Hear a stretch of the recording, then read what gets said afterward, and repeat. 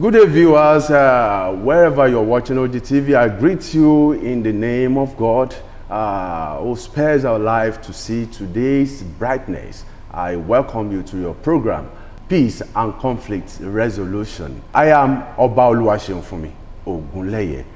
And before I introduce my guest to you today, let me brief you about our topic. We will be discussing peace, negotiation, and agreement. What is negotiation? What is an agreement? How does it work? With me in the studio, I have Barrister Olushola Koka. You're welcome to the studio. Thank you very much. Thank you. And next to her, I have my Lord, Honorable Justice Solomon Olugbemi, retired from the Ogun State High Court of Justice, Ogun State Judiciary. My Lord, you're welcome, sir. Thank you. Let me start with you, sir. Negotiation, agreement. How can Ogun State multi-door be helpful in making peaceful negotiation and agreements? Thank you. Negotiation is one of the spectrums of alternative dispute resolution, and it is usually between two parties. The parties themselves will negotiate among themselves. They don't have a third party neutral. They negotiate among themselves to see if they can resolve their disputes by themselves. Okay. So it's one of the things that we do at the multi-door courthouse. And negotiation is also possible in so many matters: public matters, political matters, international matters, disputes of any nature, conflicts of any nature. In fact, even wars, they say it's better to judge than to war. All wars end on the negotiation table. Fantastic, my Lord. Fantastic. Barrister Olushola Koka, let me ask you this. Is there any difference between mediation and negotiation? Thank you very much. Just like my Lord explained, I will just add a little to what my Lord has said, because he has said it all actually. Yes, there's a difference between negotiation and mediation. Okay. Now, in mediation, you involve a neutral third party, a skilled neutral third party, to help parties to reach an agreement, to reach a compromise. But in negotiation, the parties themselves try to discuss. They try to see if they can be able to also settle their disputes amongst themselves without the involvement of the neutral third party. Maybe at the end, when they have now agreed, they may bring in a skilled person to help in dotting the I's and crossing the T's of the terms of the agreement they have. But negotiation involves the parties themselves. Okay. Yes. Thank you so much. My Lord, for the benefit of our viewers out there, how do I go about it to have a peaceful negotiation that will not stab me at the back, either now or later, and to have a peaceful agreement as well? Yes, you see, at the multi-door courthouse, parties have the liberty to come in. With their lawyers or alone, sir? Whether they have lawyers or not. Okay. We are not opposed to their having lawyers. Okay. But they can come by themselves, even if they don't have the power to engage lawyers, or they don't want the involvement of lawyers. You know, we are talking of negotiation now. Yes. It's usually between two parties. Yes. So the two parties can come in, or one party can come and say, look, I have this dispute with my friend, or this dispute with so person, and I want us to negotiate this matter such that we will settle amicably. And once he does that, he will put down his statement, and the other party will be called, and they come and they negotiate among themselves. And once they have negotiated, and if they agree among themselves, then they can, like my sister said the other time, we can involve an expert to help them draw up the negotiated agreement. And once the agreement is drawn up, they will sign, and they will go before the ADR judge, alternative dispute resolution judge, who will endorse it, And once the ADR judge endorses it, it becomes a binding agreement on the two parties. So it's very easy. Fantastic. That's a plus for our viewers because many believe you have to have your lawyer beside you before you can make a very solid agreement or do any negotiation. And for the benefit of our viewers, you've heard from the horse's mouth what you can do and the step you can take to have a negotiation that will not wait for you in the future. Barrister Coker, don't you think many lawyers will not appreciate this multi-door process of a thing? Or let me put it this way. When I bring a case to you, you as a practicing lawyer, you have to take your professional fee and all that. If I need to go to multi-door, don't you think it will be a minus on your finances getting your money? Or how do you see it? Well, thank you very much. In fact, these days, a lot of lawyers are embracing ADR. Oh, fantastic. Because if a client comes to your office, for instance, to consult your service as a lawyer, and then you're briefed, the first thing you do is that you already table your fee before the client. This is my fee. If you agree to my fee, then that's when we can continue with your service. Now, once the fee has been agreed on, how the lawyer is going to go about it, whether he's going to resolve the matter through ADR, that's through all the alternative means of dispute resolution, or he's going to go to court, is now left for the lawyer to use his professional prowess to know which way he's going to approach the matter that will make what the client wants is a positive result. Yes. He wants to achieve result within the earliest, shortest period. So most of the time, there are lots of times that even dispute cases end on the table of negotiation and then arbitration or even mediation. So lawyers are supposed to have already billed their clients, collected or received a part of the fee before they start whatever service they need to start with the client. So if you're going through the route of ADR as a legal practitioner, it's even faster and easier for you. It's a better way of making money because you are already billing your clients, you're collecting your money, and at the same time, if matters are resolved in your office, doesn't mean that you will not collect the balance of your fee. That's why it's better to approach or embrace ADR. Okay, yes. Okay. Thank you, Barrister Olushola Coker. My Lord, in the time immemorial, our fathers then, sometimes they make a kind of agreement or negotiation that fails. And it will later happen that this negotiation or the agreement I made with you then, this can no longer fly again. And it will result to dispute. To avoid this kind of a thing, what would be your advice to our viewers? It depends on the kind of agreement. If it's an agreement which is not based on a dispute, normally the lawyer will draft the agreement for them and they will sign. But if it's an agreement based on an existing dispute, then it is better when the agreement is drawn up, it is better to bring it to the multi-door courthouse for endorsement. Okay. Once it is endorsed, the parties will come before the multi-door courthouse. They will be taken before the ADR judge, and the ADR judge will ask them certain questions.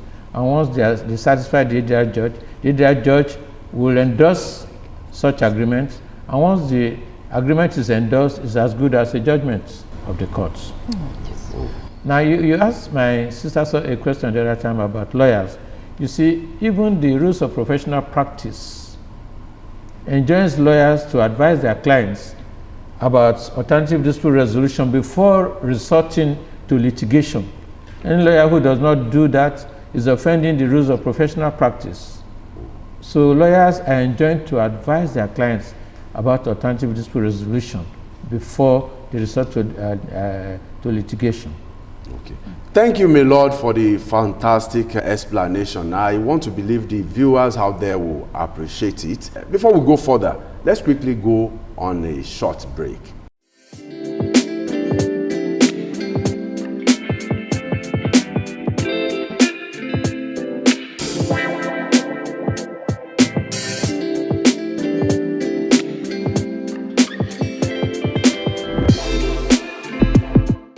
Welcome, viewers.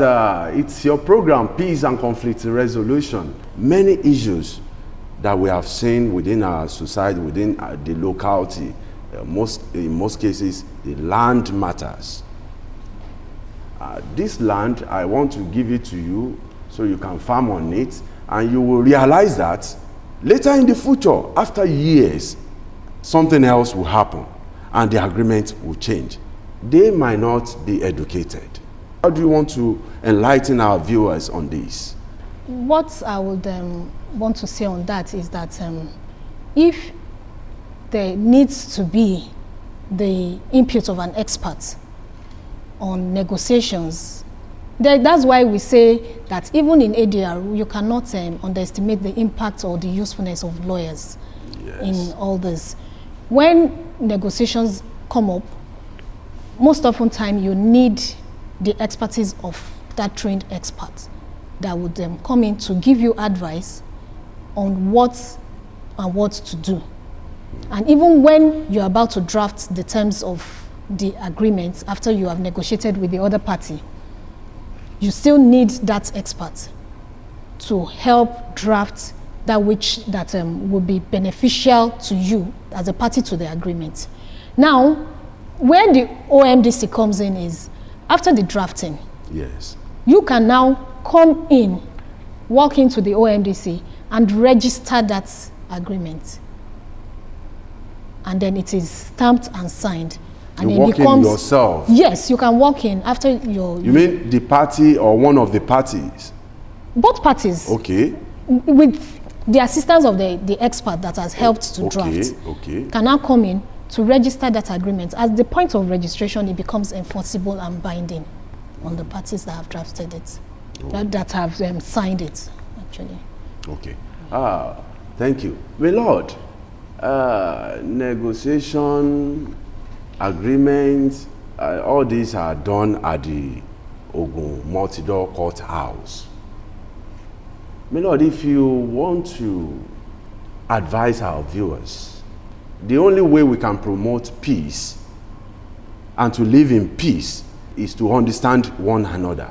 A husband that later realized that the only son in the marriage happens not to be his own. After, maybe 2 or 1 or 2 years to graduate from the university, he trained this child, and he later realized that this child is not mine. And the woman also confirmed same. How do you negotiate this kind of a thing in order not to bring the marriage to divorce, to scatter? Well, it's a tight one, but I think it depends on the parties, the husband and the wife. If they cannot resolve it at home and they bring the matter to the OMDC, the fact that they have brought the matter to the OMDC means they have interest in resolving the matter. Yes. So what we'll do is sit them down, let them choose a neutral, or we choose a neutral for them, who will mediate between them, and discuss and let them see the reason why the home should remain intact. And one will not know the circumstances which led to what has happened, but then, like I said, the whole thing is party driven. Once the parties still love each other and they don't want a divorce, of course, the matter is already easy. So the neutral will help them to reach a negotiated settlement. If the husband would want to continue to train the child, fine. If he does not want to continue to train the child and the woman says, okay, don't worry, I will train the child, fine. Then they can reach an agreement and the agreement will be drawn up and both of them will sign and the ADI judge will endorse it. And that's all, there will be no problem. But if this dispute lingers, yes, and it is likely to lead to a divorce, there's little one can do about that. If they have decided that the marriage has already broken down irretrievably, there's little anyone can do about that. Well, the OMDC does not do anything, does not take divorce cases. We don't separate people. We can only help them to settle. I hope you understand what I'm trying to say. Very well, my lord. But if the parties don't want to divorce, they want to remain together, of course, they can reach an agreement. In fact, that can even be done in their homes without involving anyone. But if it is a situation in which they want a third-party intervention, then they can come to OMDC for resolution of such disputes. Okay. Thank you so much, my lord.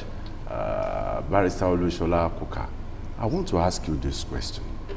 How can I bring the other party of mine who is engaged in, if I want to engage anybody in any negotiation, for instance, if I want to sell a land or a property to anybody, how do I bring the person to negotiation for an agreement? Thank you very much. There is no strict process towards two parties coming together. One is the proposed or supposed buyer, and the other is the supposed seller. They can discuss on their own, but if it has to do with land, for instance, that you have mentioned, that is why I said there is also the need to still involve the service of a skilled person to do the due diligence on it. Due diligence? Yes, to conduct the due diligence. The party still has to contact a lawyer, let me just put it that way, to conduct the due diligence, and then also help with the negotiation.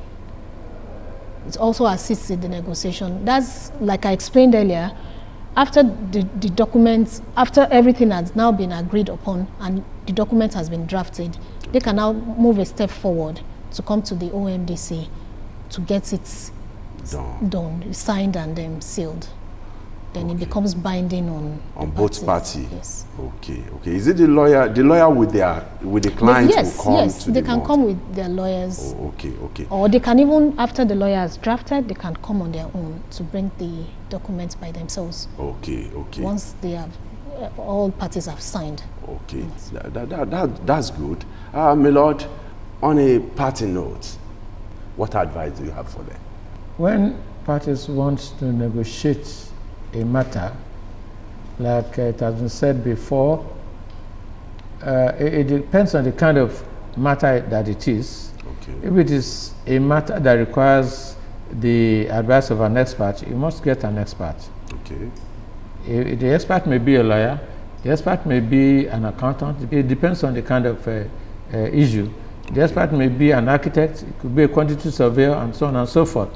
You must bring in the expert. You must make use of experts, and once the expert advises, then you can now get the agreement with the other party. Both parties can get their experts.